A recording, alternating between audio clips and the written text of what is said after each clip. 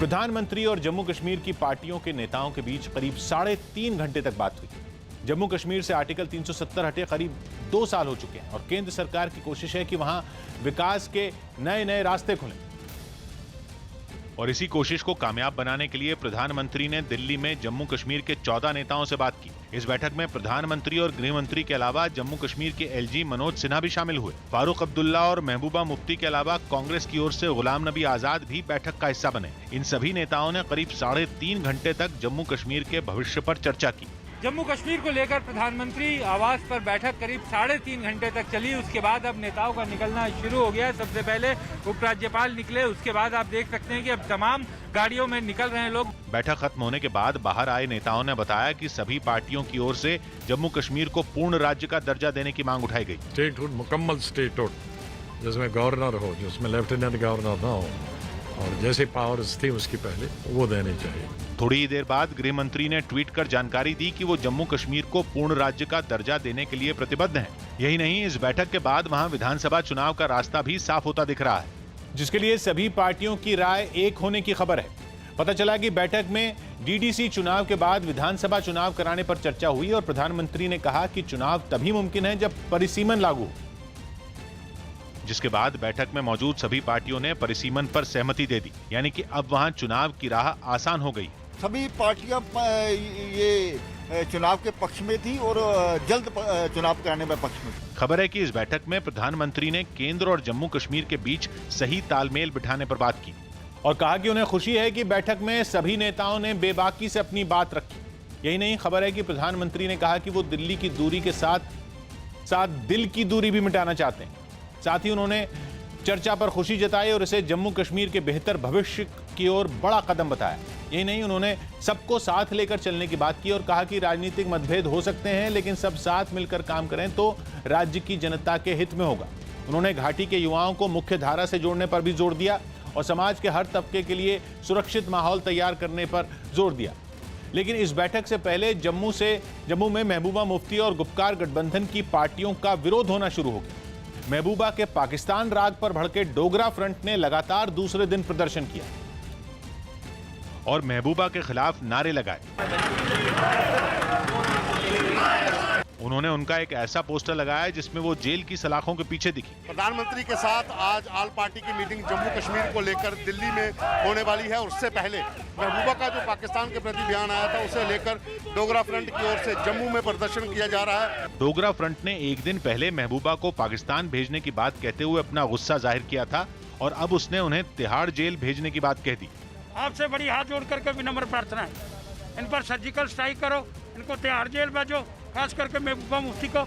इस बीच जम्मू में कश्मीरी पंडितों ने भी प्रदर्शन किया। वो इस बात से नाराज दिखे कि उन्हें पीएम से मिलने क्यों नहीं बुलाया गया। अगर भारत सरकार ये बोलती है कि कश्मीरी पंडित स्टेक होल्डर है जम्मू कश्मीर का, वो भी एक हिस्सा है, इस हिस्से को क्यों नजरअंदाज कर दिया गया है। प्रधानमंत्री से मुलाकात से पहले महबूबा मुफ्ती अपने उस बयान पर घिर गई थी जिसमें उन्होंने पाकिस्तान से बातचीत की हिमायत की थी और प्रधानमंत्री से मुलाकात के बाद उन्होंने फिर से पाकिस्तान राग अलापा और आर्टिकल 370 हटाने का विरोध करते हुए उससे बातचीत की बात कर दी। अगर जम्मू कश्मीर के लोगों को सुकून मिलता है, आराम मिलता है, उसके लिए अगर आपको पाकिस्तान से फिर बात करनी चाहिए। और जो ट्रेड जम्मू कश्मीर, चाहे रावलाकोट का हो, चाहे वो मुजफ्फराबाद रोड का उड़ी मुजफ्फराबाद हो, जो ट्रेड हमारा रुक गया है उसको चालू करने के लिए भी पाकिस्तान के साथ बात करनी चाहिए। नेशनल कॉन्फ्रेंस के तेवर भी बैठक के बाद तीखे नजर आए और उमर अब्दुल्ला ने आर्टिकल 370 हटाने का विरोध जारी रखा। अगर जम्मू कश्मीर, अगर वाकई 5 अगस्त का फैसला जो 5 अगस्त को जो पार्लियामेंट में हुआ, उसका मकसद ये था कि जम्मू कश्मीर को पूरी तरह से हिंदुस्तान के साथ मिला दिया जाए, तो फिर ये जो हमें अलहदा करके हमारा डिलिमिटेशन हो रहा है, तो फिर ये तो 5 अगस्त को डिफीट करता है।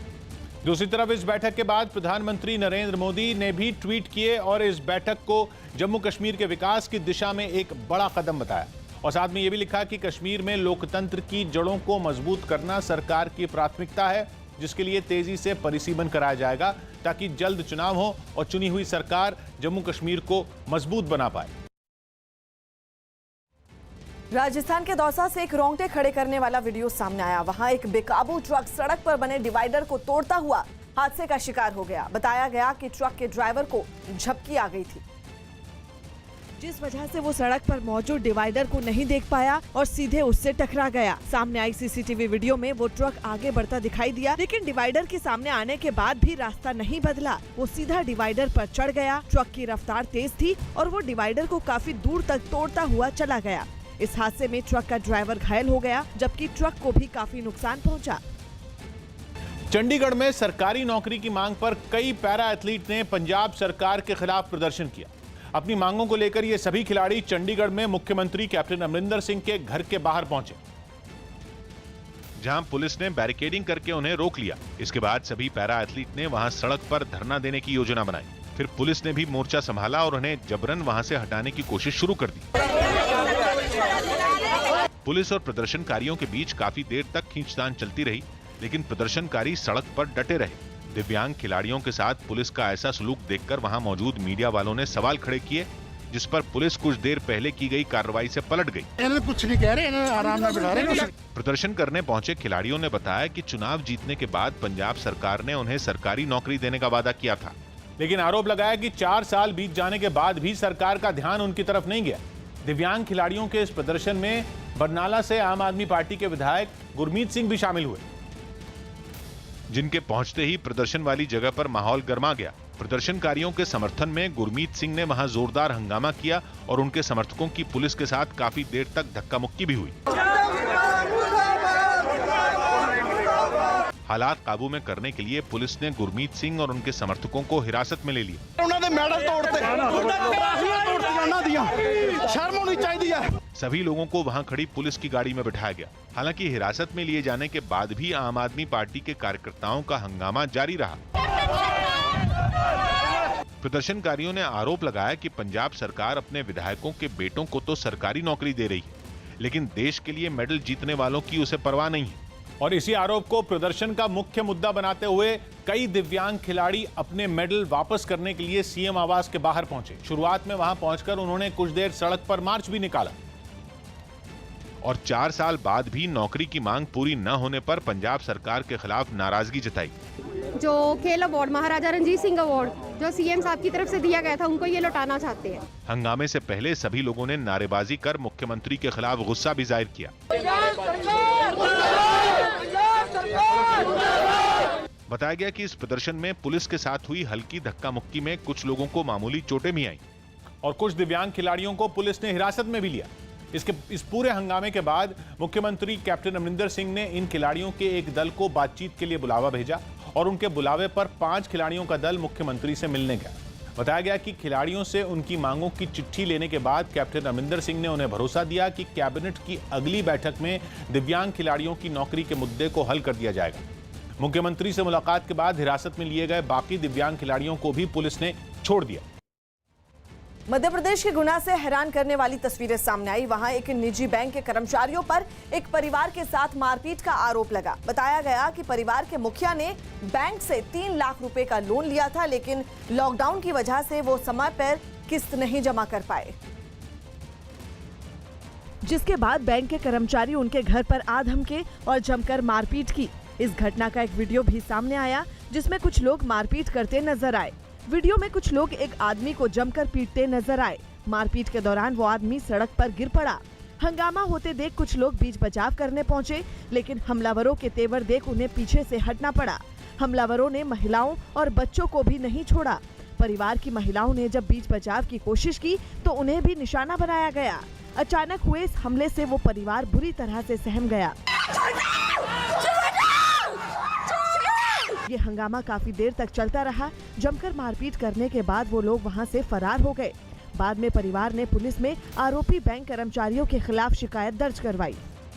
उत्तर प्रदेश के मथुरा से हैरान करने वाली तस्वीरें सामने आई। वहां एक सड़क हादसे में मोटरसाइकिल सवार की मौत पर लोगों ने दिल्ली आगरा हाईवे को जैम कर खूब हंगामा किया। बताया गया कि दिल्ली से आ रही एक गाड़ी ने इतनी जोरदार टक्कर मारी कि मोटरसाइकिल सवार की मौके पर ही मौत हो गई, जिसके बाद आसपास के लोग भड़क गए और उन्होंने उस गाड़ी में तोड़फोड़ शुरू कर दी। इस बीच जब वहां पहुंची पुलिस उस गाड़ी के ड्राइवर को अपने साथ ले जाने लगी तो लोगों का गुस्सा 7वें आसमान पर पहुंच गया। वो उसे खुद पीटना चाहते थे, लेकिन पुलिस वालों ने किसी तरह आरोपी ड्राइवर को भीड़ के चंगुल से छुड़ा लिया और उसे लेकर अपनी गाड़ी की तरफ जाने लगे, जिसके बाद गुस्साए लोगों ने उसका पीछा किया और उन पर पत्थर भी बरसाए। इस हमले में कुछ पुलिसकर्मी घायल हो गए, लेकिन फिर भी वो आरोपी को गाड़ी में बैठाकर वहां से चले गए। बाद में पुलिस के बड़े अधिकारियों के साथ भारी पुलिस बल वहां पहुंचा, तब जाकर लोग शांत हुए। थोड़ा ईंट पत्थर भी चले हैं, जिसमें हमारे 1-2 पुलिसकर्मी घायल हुए हैं। इस हंगामे की वजह से हाईवे पर जैम लग गया। मुंबई के पास नाला सोपारा से एक चौंकाने वाला वीडियो सामने आया। वहां कुछ लोगों ने एक लड़के की जमकर पिटाई की। बताया गया कि उस लड़के की दूसरे गुट के लोगों से किसी बात पर कहासुनी हो गई थी, जिसका बदला लेने के लिए उन लोगों ने उस लड़के को पकड़ लिया और उसकी जमकर पिटाई की। सामने आए वीडियो में कई लोग एक लड़के को पीटते दिखे। इस दौरान वो लड़का लगातार छोड़ देने की गुहार लगाता रहा, लेकिन हमलावरों पर इसका कोई असर नहीं पड़ा। उन्होंने उसकी पिटाई जारी रखी। एक आदमी तो उस पर बुरी तरह डंडे बरसाता दिखाई दिया। हमलावरों ने मारपीट का वीडियो बनाकर लड़के के पिता को भेज दिया।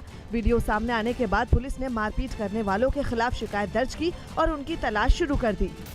पटना में विजिलेंस डिपार्टमेंट की टीम ने मुजफ्फरपुर के डीटीओ के घर और दफ्तर पर छापा मारा और लाखों रुपए कैश बरामद किए। डीटीओ रजनीश लाल के पास आय से अधिक संपत्ति होने की शिकायत की गई थी, जिसके बाद विजिलेंस डिपार्टमेंट की टीम ने उनके घर पर छापा मार दिया, जहां से 1-2 हजार रुपए नहीं बल्कि लाखों रुपए बरामद हुए।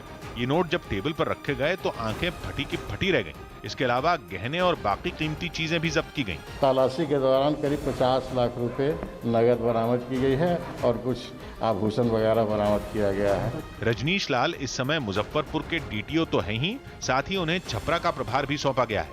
और शिकायत मिलने के बाद उनके पटना के 4 ठिकानों पर कार्रवाई की गई, जिनमें पटना के कंकड़बाग के 4 घर समेत 3 ठिकाने शामिल हैं। इसके अलावा मुजफ्फरपुर में भी उनके ठिकानों पर रेड पड़ी। उन पर आय से अधिक संपत्ति के इस आरोप को कुछ दिन पहले के फर्जी रजिस्ट्रेशन कार्ड के मामले से जोड़कर देखा जा रहा है।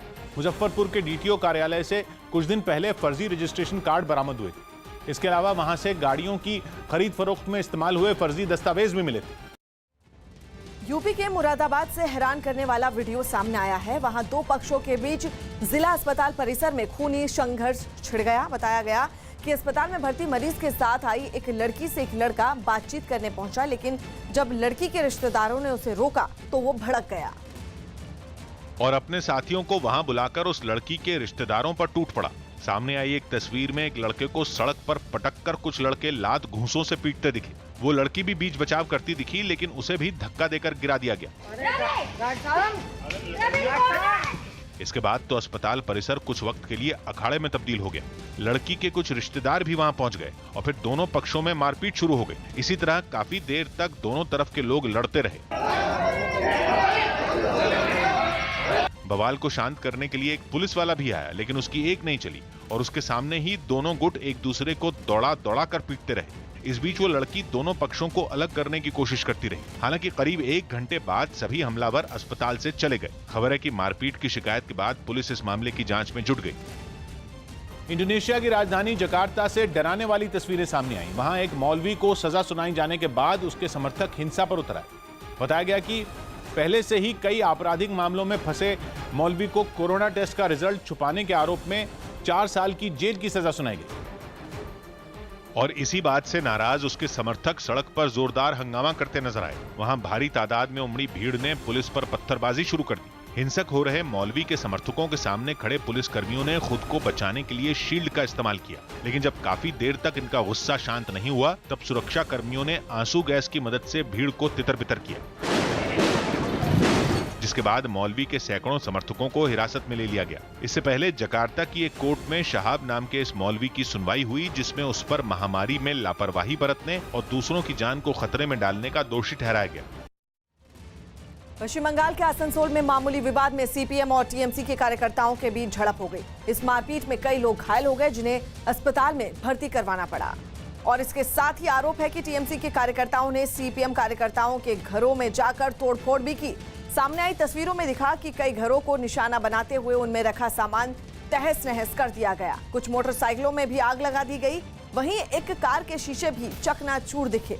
इसकी जानकारी मिलते ही पुलिस के बड़े अधिकारी भी भारी दलबल के साथ वहां पहुंचे और खबर है कि इस घटना के बाद इलाके में तनाव बना हुआ है।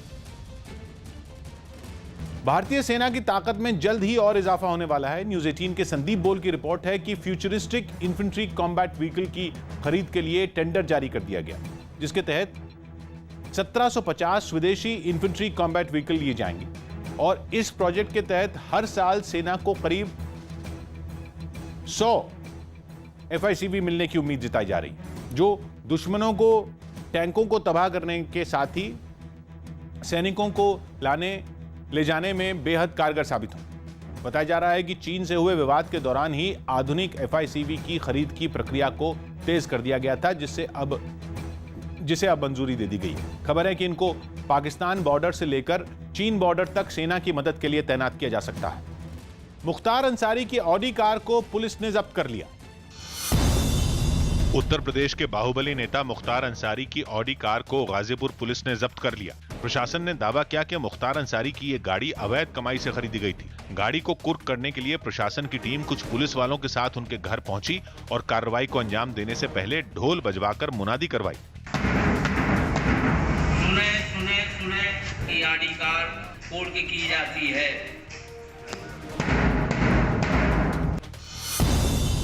खेल मंत्री किरेन रिजिजू ने ओलंपिक खेलों के लिए भारत का थीम सॉन्ग लॉन्च कर दिया। तेरे साथ तिरंगा है, ये विजय का उद्घोष है। दिल्ली में पार्क खुलने के बावजूद पुलिस कोरोना नियमों पर सख्ती बरत रही है।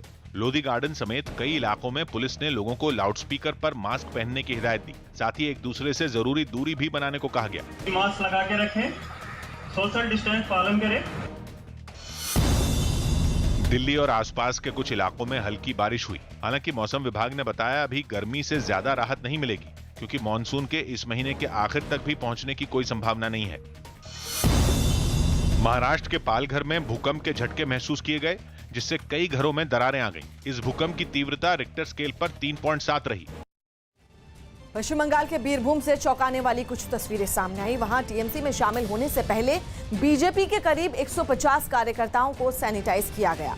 दावा है कि ये सभी विधानसभा चुनाव से पहले टीएमसी छोड़कर बीजेपी में शामिल हो गए थे, जो अब फिर से टीएमसी में लौट गए हैं, लेकिन पार्टी में शामिल होने से पहले उन्हें एक एक कर सैनिटाइज किया गया। टीएमसी ने दावा किया कि ऐसा करने से उनके अंदर से बीजेपी का वायरस पूरी तरह से खत्म हो जाएगा। इसके लिए मंच के पास एक आदमी को तैनात किया गया, जो मशीन के जरिए लोगों को सैनिटाइज करता दिखा। इसके बाद टीएमसी का झंडा थामकर लोगों ने पार्टी की सदस्यता ली। उत्तराखंड के रुड़की से चौंकाने वाली तस्वीरें सामने आई। वहां ग्राम पंचायत की जमीन से कब्जा हटाने गई प्रशासन की टीम का गांव के कुछ लोगों ने विरोध किया। बताया गया कि उन लोगों को जमीन खाली करने के लिए कई बार नोटिस दिया गया, लेकिन जब वो लोग नहीं माने और उस जगह पर रहने पर अड़ गए, तब पुलिस ने उन्हें वहां से हटाने के लिए उन पर लाठियां भांजनी शुरू कर दी। इस कार्रवाई से वहां अफरा तफरी मच गई। इस बीच कुछ लोगों ने पुलिस पर पथराव शुरू कर दिया, जिसके जवाब में कुछ पुलिस वालों ने भी उन पर पत्थर फेंके, जिससे बचने के लिए वो लोग इधर उधर भागने लगे। लेकिन पुलिस कर्मियों ने उनका पीछा नहीं छोड़ा और कई लोगों को दौड़ा दौड़ा कर पीटा। वहीं कुछ महिलाएं इसके बाद भी वहां से हिलने का नाम नहीं ले रही थी। उन पर भी सख्ती बरती गई और एक एक कर उन्हें ग्राम पंचायत की जमीन से उठाकर दूर ले जाया गया। शरारती तत्वों के द्वारा मारपीट भी करने की कोशिश की गई, कार्य को रोकने की कोशिश की गई और कुछ पथराव भी किया गया। बाद में खुदाई करने वाली एक मशीन को लाकर पुलिस ने उस जमीन को खुदवा दिया। इस हंगामे में गांव के कई लोगों के साथ कुछ पुलिसकर्मी भी घायल हो गए। मध्य प्रदेश के रायसेन से हैरान करने वाली तस्वीरें सामने आई है। कुछ लोगों ने खाने के पैसे देने पर हुए विवाद में होमगार्ड के 2 जवानों की पिटाई कर दी। इस पूरी घटना को वहां से गुजर रहे एक आदमी ने अपने मोबाइल में रिकॉर्ड कर लिया, जिसमें कुछ लोग सड़क पर खड़े होमगार्ड के उन जवानों पर हमला करते दिखे। सबसे पहले वर्दी में खड़े एक जवान को निशाना बनाया गया। उन लोगों ने उस पर थप्पड़ों की बरसात कर दी। इस बीच वो खुद को किसी तरह बचाते हुए वहां से निकल गया।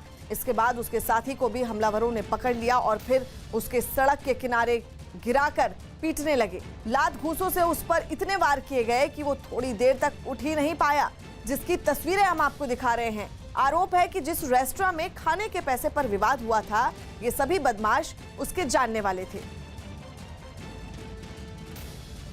महाराष्ट्र के नवी मुंबई में बन रहे एयरपोर्ट के नाम पर विवाद बढ़ गया।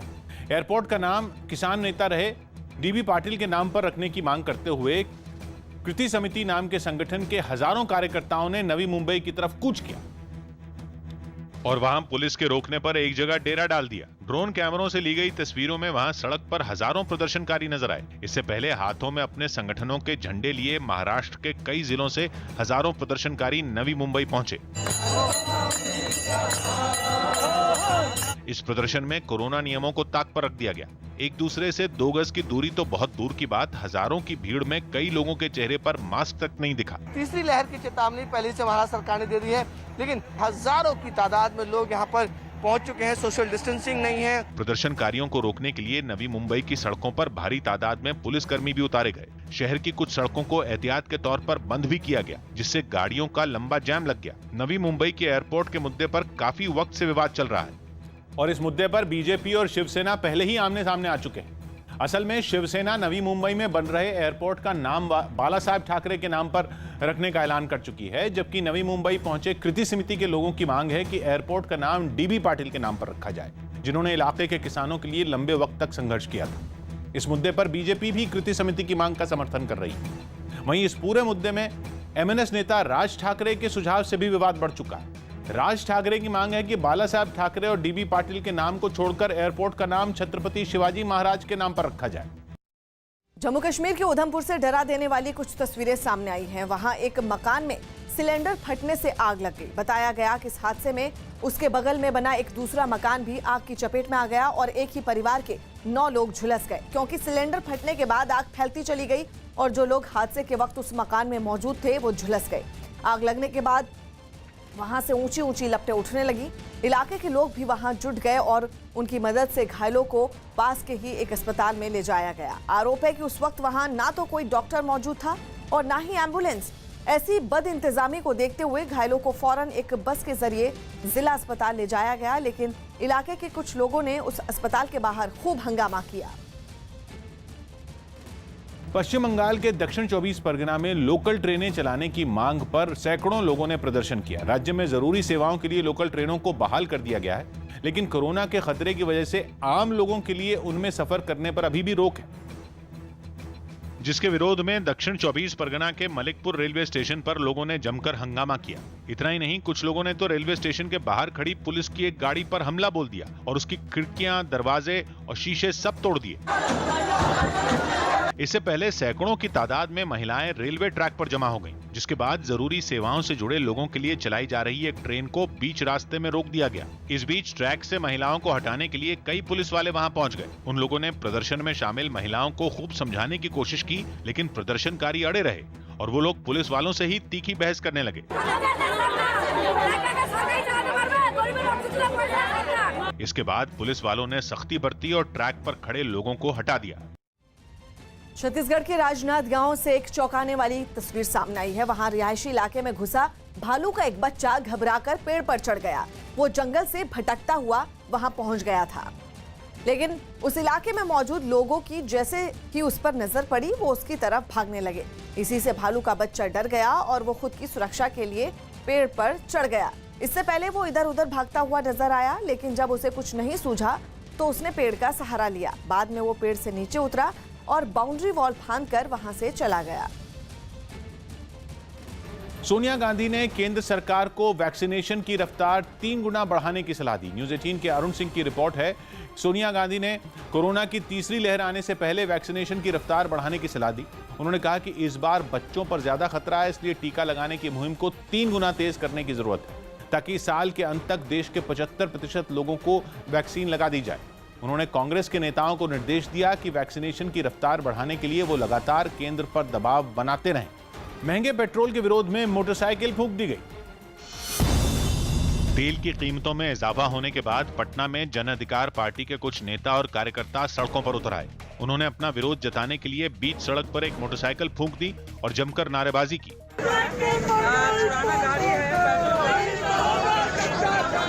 जैसे ही ये खबर पुलिस को मिली, कुछ पुलिस वाले वहां पहुंचे और पानी डालकर मोटरसाइकिल में लगाई गई आग को बुझाया।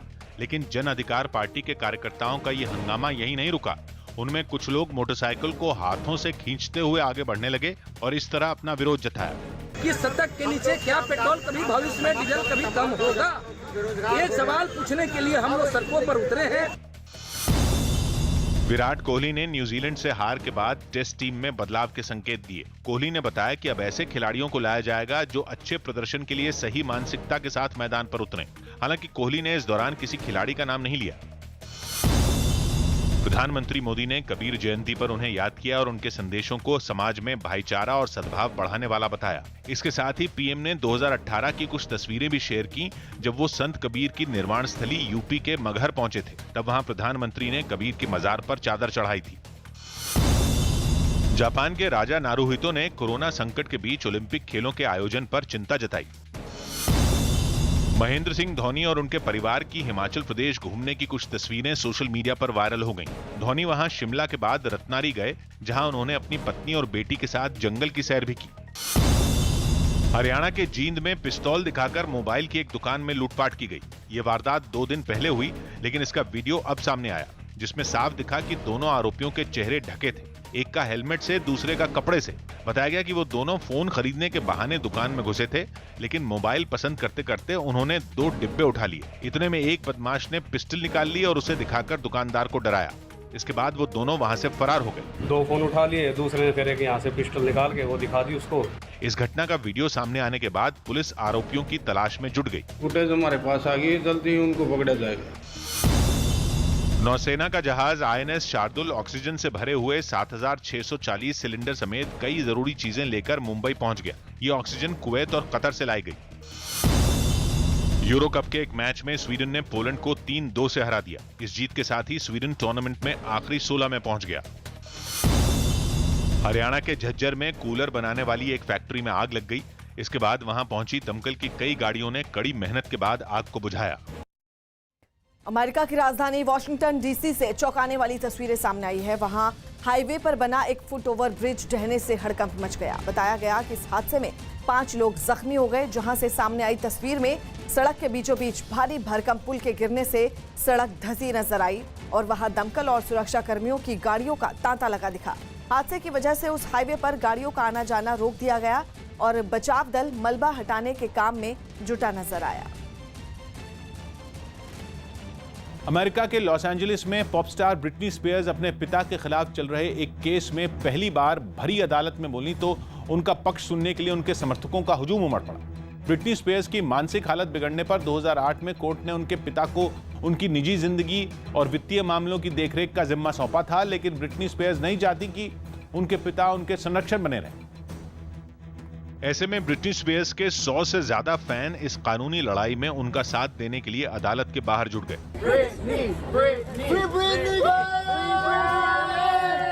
ब्रिटनी स्पीयर्स का कोई फैन उनका कटआउट लेकर पहुंचा तो कोई उनकी तस्वीर वाली टी-शर्ट पहना नजर आया। उनका एक समर्थक तो उन्हें आजाद करने के नारे लिखे चश्मे, हार और अंगूठियां पहनकर उन्हें इंसाफ दिलाने की मांग उठाता दिखाई दिया। ब्रिटनी स्पीयर्स के फैंस ने हाथों में झंडे और तख्तियां लेकर मार्च भी निकाला और उन्हें उनके पिता से तुरंत आजाद करने की मांग की। ब्रिटनी स्पीयर्स के फैंस का मानना है कि उनके पिता के हाथों में उनकी जिंदगी की डोर देना ब्रिटनी स्पीयर्स के संवैधानिक हक का हनन है, क्योंकि बालिग होने के बावजूद वो अपनी जिंदगी के फैसले खुद नहीं ले सकती। दिल्ली पुलिस ने काला जठेड़ी गैंग पर शिकंजा कसना शुरू कर दिया है। दिल्ली पुलिस के स्पेशल सेल ने काला जठेड़ी गिरोह के कुख्यात बदमाश को गिरफ्तार किया है, जिसका नाम नीतीश उर्फ प्रधान है, जो पहली बार पुलिस के हत्थे चढ़ा है। इस बदमाश पर हत्या, लूट, उगाही के कई मामले दर्ज हैं। दिल्ली के सागर हत्याकांड से सुर्खी में आए गैंगस्टर काला जखेड़ी पर गिरफ्तारी और इनकाउंटर की तलवार लटक रही है। सुशील कुमार की गिरफ्तारी के बाद स्पेशल सेल ने काला जखेड़ी के खिलाफ एक बड़ी कार्रवाई की है। स्पेशल सेल की काउंटर इंटेलिजेंस यूनिट ने काला जखेड़ी के सबसे खास शार्प शूटर नीतीश उर्फ प्रधान को गिरफ्तार कर लिया है। नीतीश की गिरफ्तारी के बाद न केवल काला जखेड़ी और उसके गैंग की लंबी फहरिस्त का स्पेशल सेल को पता चला है, बल्कि कई ताबड़तोड़ वारदातों की सीसीटीवी फुटेज भी स्पेशल सेल के हाथ लगी है। यही वजह है कि अब स्पेशल सेल ऑपरेशन काला पर काम कर रही है। दिल्ली एनसीआर समेत कई राज्यों में हत्या, लूट, अपहरण और अवैध वसूली की वारदातों को अंजाम देने वाले काला जठेड़ी गैंग की उल्टी गिनती शुरू हो चुकी है। दिल्ली के छत्रसाल स्टेडियम में सागर पहलवान हत्याकांड के बाद से ये गैंग एक बार फिर सुर्खियों में है। दिल्ली पुलिस की स्पेशल सेल ने अब काला जठेड़ी के सबसे करीबी शार्प शूटर को गिरफ्तार कर लिया है, नीतीश प्रधान। यही वो शार्प शूटर है जिससे स्पेशल सेल ने गैंगस्टर काला जठेड़ी गैंग की वारदात का कच्चा चिट्ठा हासिल किया है। इस गैंग के हैरान करने वाले वीडियो देखिए। तारीख 6 मार्च 2021, वक्त रात 9:44। काला जठेड़ी गैंग का शार्प शूटर नीतीश प्रधान अपने साथियों को लेकर दिल्ली के छावला में एक शराब के ठेके में जबरन घुस जाता है। उसके साथ ही ठेके में रखी बोतलें तोड़ने लगते हैं। शार्प शूटर नीतीश अपने साथी को ये कहते हुए रोक देता है कि गोली मारकर बोतलें तोड़ेंगे, और वो ऐसा ही करते हैं। वो शराब से भरी बोतलों पर फायरिंग करने लगता है। इस दौरान ठेके पर मौजूद कर्मचारियों को पिस्तौल की नोक पर नीचे बैठा दिया जाता है। नीतीश प्रधान के साथ आए बदमाश भी ठेके में रखी बोतलों पर गोलियां चलाने लगते हैं। इतने में एक बदमाश ठेके में आग लगाने के लिए माचिस की तीलियां चलाता है, लेकिन 2-3 बार नाकाम होने के बाद वो फिर पिस्तौल लेकर ठेके पर मौजूद दूसरे कर्मचारियों को धमकाने लगता है।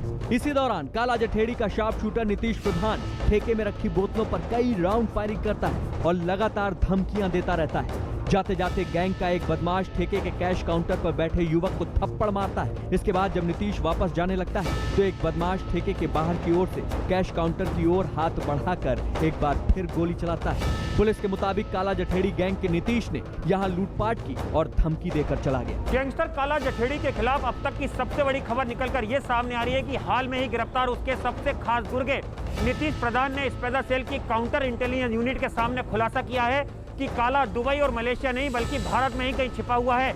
यही वजह है कि अब दिल्ली पुलिस की स्पेशल सेल हरियाणा, पंजाब और दिल्ली एनसीआर में काला की गिरफ्तारी और इनकाउंटर के लिए लगातार दबिश दे रही है। पुलिस को शक है कि सागर हत्याकांड से नाराज सुशील पहलवान के खिलाफ काला कोई बड़ी कार्रवाई कर सकता है, उस पर हमला भी करवा सकता है। यही वजह है कि अब काला के गुर्गों के जरिए दिल्ली पुलिस की स्पेशल सेल काला तक पहुंचने के लिए एक ऑपरेशन को अंजाम देने की तैयारी में है। छत्रसाल स्टेडियम में सागर की हत्या के बाद जिस तरह से काला जठेड़ी गैंग लगातार दिल्ली एनसीआर में वारदात को अंजाम दे रहा है, उससे पुलिस को यह आशंका है कि गैंगस्टर काला उर्फ संदीप भी आसपास हो सकता है, क्योंकि जब से सुशील पहलवान ने सागर की हत्या के दौरान काला जठेड़ी के भतीजे सोनू महाल को पीटा है, तब से उसका गैंग बौखलाया हुआ है और काला जठेड़ी अपने गैंग का खौफ फैलाने के लिए लगातार वारदातों को अंजाम दे रहा है। 6 मार्च को ही दिल्ली के एक सिविल डिफेंस के कर्मचारी की अपहरण करके हत्या कर दी गई। काला जठेड़ी गैंग का शार्प शूटर नीतीश एक वैगनार में बदमाशों के साथ आता है। रात करीब 1 बजे गाड़ी से नीतीश और उसके साथी एक युवक को खींचकर बाहर निकालते हैं। उसे मारते पीटते हुए एक गली में ले जाते हैं। सबके हाथों में पिस्तौल थी।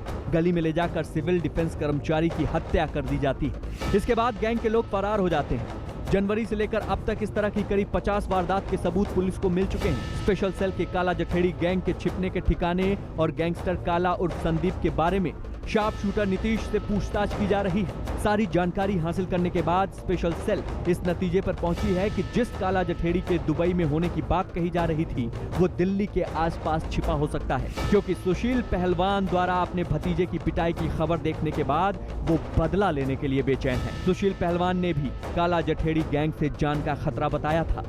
दिल्ली पुलिस की स्पेशल सेल ने गैंगस्टर काला जठेड़ी के खिलाफ जो ऑपरेशन शुरू किया है, उसमें स्पेशल सेल की काउंटर इंटेलिजेंस यूनिट ने अब तक काला के 20 शार्प शूटर को गिरफ्तार किया है। दिल्ली पुलिस सूत्रों के मुताबिक शार्प शूटर नीतीश ने खुलासा किया है कि काला दिल्ली एनसीआर में कहीं छुपा हुआ है। यही वजह है कि अब इनकाउंटर के लिए स्पेशल सेल की टीमें काला की तलाश में है और उसको किसी वक्त गिरफ्तार किया जा सकता है। मध्य प्रदेश के नीमच से चौंकाने वाला एक वीडियो सामने आया। वहां डायली इलाके के सरपंच बद्रीलाल बंजारा को बीच सड़क से अगवा कर लिया गया। वारदात के वक्त वो अपने एक साथी के साथ मोटरसाइकिल से अपने घर लौट रहे थे। तभी एक सुनसान सड़क पर कुछ लोगों ने उन पर हमला बोल दिया। इसी बीच वहां खड़ी एक सफेद गाड़ी से कुछ और लोग उतरे और उन्हें जबरन अपनी गाड़ी में बैठा लिया। इस दौरान सरपंच और हमलावरों के बीच काफी धक्का मुक्की भी हुई, लेकिन बदमाशों की तादाद ज्यादा थी, जिसकी वजह से उनकी एक नहीं चली। इसके बाद उनके साथी ने इस वारदात की खबर पुलिस को दी। आरोपियों के घर की तलाशी भी ली। तलाशी के दौरान कोई भी नहीं मिला। बताया गया कि हमलावरों को सरपंच पहले से जानते थे। राजस्थान के जोधपुर एम्स से जेल शिफ्ट करते वक्त आसाराम के समर्थकों ने खूब हंगामा किया। कुछ दिन पहले जोधपुर सेंट्रल जेल में उनकी तबीयत बिगड़ गई थी, जिसके बाद उन्हें अस्पताल में भर्ती करवाया गया था और जब अस्पताल से छुट्टी मिली तो उन्हें कड़ी सुरक्षा में जेल पहुंचा दिया गया। लेकिन इससे पहले अस्पताल के बाहर आसाराम के समर्थकों ने खूब हंगामा किया। उनकी गाड़ी के पीछे कुछ लोग दौड़ पड़े, जिससे वहां अफरा तफरी का माहौल बन गया। कुछ लोग अस्पताल के अंदर भी घुस गए, जिसके बाद वहां तैनात सुरक्षा कर्मियों ने उन्हें खदेड़ना शुरू कर दिया। आपको बता दें, इस दौरान कुछ लोगों को चोटें भी आईं। बिहार के कई इलाकों में बारिश तो थम गई, लेकिन उसके बाद नदियों में आए उफान ने कई लोगों को बेघर कर दिया। मुजफ्फरपुर में तो बूढ़ी गंडक नदी के किनारे बसे कुछ इलाकों में बाढ़ जैसे हालात बन गए, जिसकी वजह से कई लोगों को अपने घरों को छोड़कर सुरक्षित जगहों की तलाश में निकलना पड़ा। लेकिन यहां भी उनकी परेशानी कम नहीं हुई, क्योंकि कहीं भी जाने के लिए नाव ही सहारा है और इनकी संख्या कम होने की वजह से एक ही नाव में क्षमता से ज्यादा लोगों को मजबूरी में बैठना पड़ा। बाढ़ से जिले के कई इलाके तो पूरी तरह कट गए। कुछ जगहों पर पानी का बहाव इतना तेज दिखा कि लोग पैदल चलने में भी 100 बार सोचने लगे। गंडक नदी के बाद बूढ़ी गंडक में भी अब बाढ़ का दबाव बढ़ गया है। अब नालंदा के भी कई इलाके बाढ़ में डूब गए। सबसे ज्यादा परेशानी किसानों को हुई, जिनके खेतों में पानी भरने से उनकी साल भर की मेहनत बर्बाद हो गई। मूंग एकदम खत्म हो गया सर। इसी तरह बिहार के कई दूसरे जिलों में भी बाढ़ से लोगों की मुश्किलें बढ़ गईं। इस वक्त की बड़ी खबर आ रही है दिल्ली से। द्वारका इलाके में एक लड़का और लड़की को गोली मार दी गई। हादसे में लड़के की मौत हो गई, जबकि लड़की की हालत गंभीर बताई जा रही है। पुलिस के मुताबिक जिन्हें गोली मारी गई वो पति और पत्नी है। गोली मारने का आरोप लड़की के परिवार वालों पर है। बताया गया कि परिवार लड़की के लव मैरिज करने से खफा था। मुंबई से सांसें अटका देने वाला एक वीडियो सामने आया। वहां के दादर रेलवे स्टेशन पर ट्रेन में सवार एक बुजुर्ग पैर फिसलने के कारण ट्रेन और प्लेटफॉर्म के बीचों बीच फंस गए। और इस हादसे की जो तस्वीरें सामने आई, उन्हें देखकर तो कलेजा मुंह को ही आ गया। ट्रेन प्लेटफॉर्म से निकल रही थी, सब कुछ बिल्कुल सामान्य ही था, लेकिन तभी बुजुर्ग का पैर फिसला और चलती ट्रेन के दरवाजे से 2 टांगे बाहर निकलती दिखी। इसके बाद तो पूरा का पूरा आदमी ट्रेन के साथ घिसटता चला गया। लेकिन जैसे ही बुजुर्ग गिरे, प्लेटफॉर्म पर चौकन्ना खड़ा आरपीएफ का जवान तुरंत उनके पीछे दौड़ा। उसे भागता देख स्टेशन पर खड़े आम लोग भी हरकत में आ गए। जिस तरह बुजुर्ग को खींचा गया, उसे देखकर तो ऐसा लगा जैसे उन्हें मौत के मुंह से बाहर निकाला गया हो। इस हादसे में 1 सेकंड की भी देरी होती तो बुजुर्ग की जान पर बना थी, लेकिन आरपीएफ जवान की मुस्तैदी ने चमत्कार कर दिखाया और बुजुर्ग बाल बाल बच गए। यूपी के प्रयागराज में रेलवे पुलिस ने बड़ी संख्या में कछुए बरामद किए हैं। इन कछुओं को प्रतापगढ़ से मुंबई ले जाया जा रहा था। पुलिस को जानकारी मिली थी कि एक लावारिस बैग में कुछ है, जिसके बाद पुलिस ने जब वो बैग खोला तो उसमें 100 से ज्यादा कछुए मिले। तस्वीरें हम आपको दिखा रहे हैं कि किस तरह से बैग में 100 कछुए पुलिस ने बरामद किए। उत्तराखंड के कई इलाकों में लगातार हुई बारिश के बाद निकली धूप भी सुकून लेकर नहीं आई। वहां कुछ जगहों पर पहाड़ खिसकने की घटनाओं ने लोगों की मुश्किलें फिर बढ़ा दी, जिसकी कुछ तस्वीरें बद्रीनाथ हाईवे से भी सामने आई, जहां से दिन में हजारों गाड़ियां गुजरती हैं। वो रास्ता पहाड़ खिसकने से ठप पड़ गया। हुआ यूं कि अचानक हाईवे के किनारे मौजूद पहाड़ों का मलबा नीचे गिरने लगा। पहले तो मिट्टी के साथ छोटे छोटे पत्थर पहाड़ से खिसकते हुए सड़क की तरफ आते दिखे। पहाड़ से गिर रहे मलबे को देखकर ऐसा लग रहा था मानो झरने से मटमैला पानी बह रहा हो। इतने में अचानक उसी पहाड़ का एक बड़ा हिस्सा लुढ़कता हुआ हाईवे पर आ गिरा। ये सब देखकर पहले ही कुछ लोग एहतियात बरतते हुए आगे नहीं बढ़े, जो घबरा गए। थोड़ी सांस ली ही थी कि पहाड़ का एक और बड़ा हिस्सा आकर सड़क पर गिर गया, जिसके बाद हाईवे पर मलबे का अंबार लग गया और आगे जाने का रास्ता बंद हो गया। सारे इलाके में धूल ही धूल उड़ने लगी। हो गया वही बंद। वहां से काफी देर तक थोड़ी थोड़ी मिट्टी गिरती रही। हालांकि बाद में हाईवे से मलबे को हटाकर ट्रैफिक बहाल कर दिया गया। लेकिन सिर्फ बद्रीनाथ हाईवे पर ही लोगों की परेशानी लोगों को नहीं उठानी पड़ी। पिथौरागढ़ में पहली बरसात के बाद हुई तबाही ने कई परिवारों को सड़क पर लाकर खड़ा कर दिया, क्योंकि उन जगहों पर ऐसे पहाड़ खिसके कि उन्होंने उनमें रहने वाले लोगों के सिर से छत ही छीन ली। पहाड़ों का मलबा ऐसा गिरा कि यह पता लगाना भी मुश्किल हो गया कि कभी वहां पर खुशहाल परिवार रहा करते थे। दीवार, दरवाजे, घर में मौजूद सामान, सब कुछ मलबे में बदल गया। हालांकि इस बीच जिला प्रशासन ने ऐसे लोगों की मदद का भरोसा दिया। 3-4 दिन के अंदर उनको सहायता उपलब्ध करा रहे हैं। केवल मकान ही नहीं, कई पुलों का इन घटनाओं के बाद नामो निशान तक नहीं बचा। सड़कों पर दरारें आ गई, कई जगहों पर रास्ते गायब हो गए और कहीं बचे भी तो इतने संकरे और उबड़ खाबड़ कि वहां से पैदल निकलना भी मुश्किल है। जहां तक नजर गई वहां तक तबाही का मंजर ही दिखाई दिया।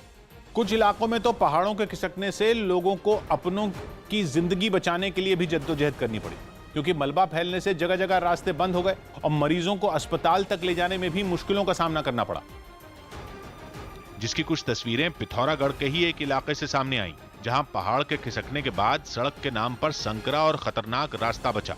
वहां सड़क टूटकर खाई में गिर गई, जिसके बाद एक लड़का अपनी मां को पीठ पर लादकर पैदल ही अस्पताल की तरफ दिक्कतों का सामना करते हुए बढ़ता रहा। अस्पताल पहुंचने के लिए उसे 8 किलोमीटर का लंबा रास्ता तय करना था। यानी एक तो मुश्किल हालात, फिर बीमार मां और फिर जान को खतरे में डालकर पथरीले रास्ते पर आगे बढ़ना।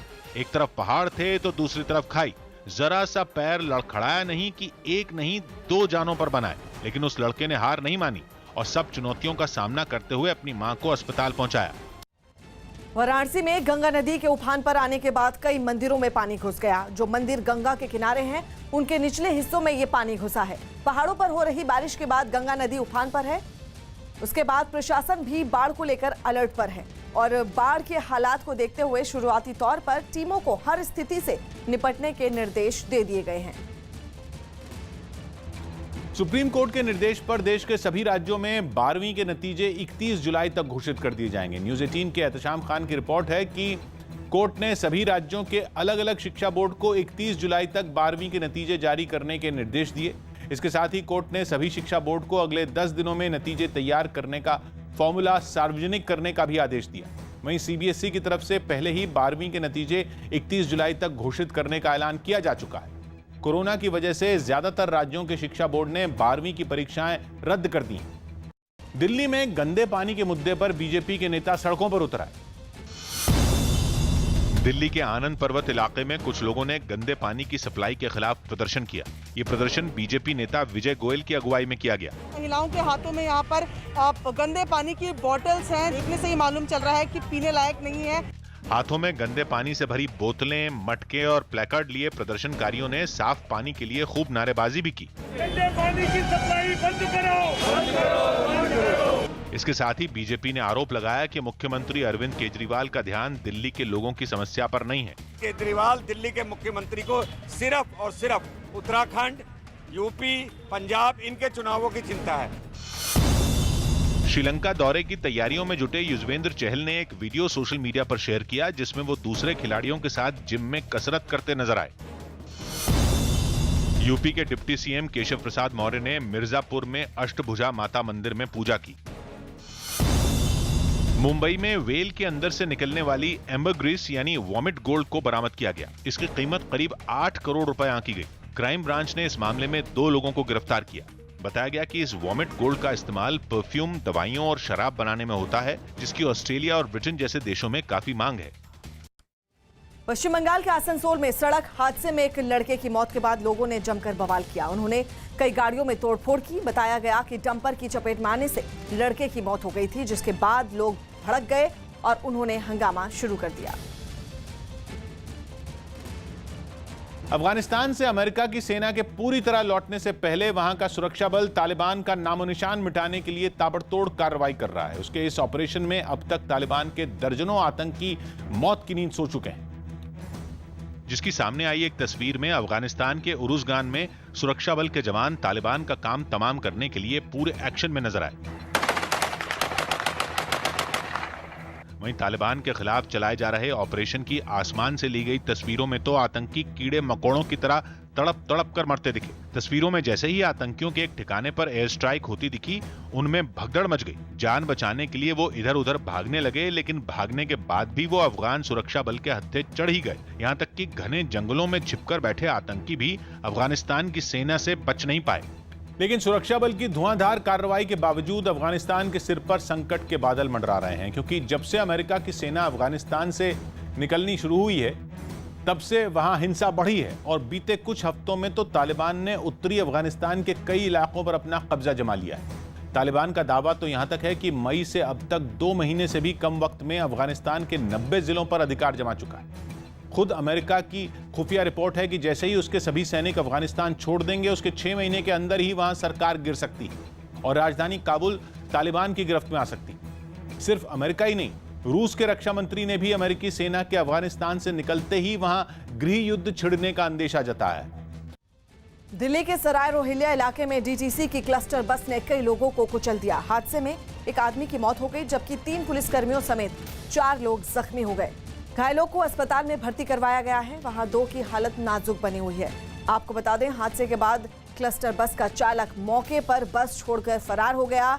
तो वहीं सराय रोहिल्ला थाना पुलिस ने जब बस को कब्जे में लेकर मामला दर्ज कर लिया है। कुल 3-4 लोग थे, 3-4 लोग थे। मैं गाड़ी लेके आ रहा था। अब ये बस वाला बहुत तेजी में आ रहा था। इसका कोई वो नहीं का पी के चला रहा है, कैसे चला रहा है ये नहीं पता, और इतनी ब्रेक कंट्रोल नहीं कर पाया इसकी। पब्लिक थी इसमें कम से कम 15 या 20-25 जने थे खाली।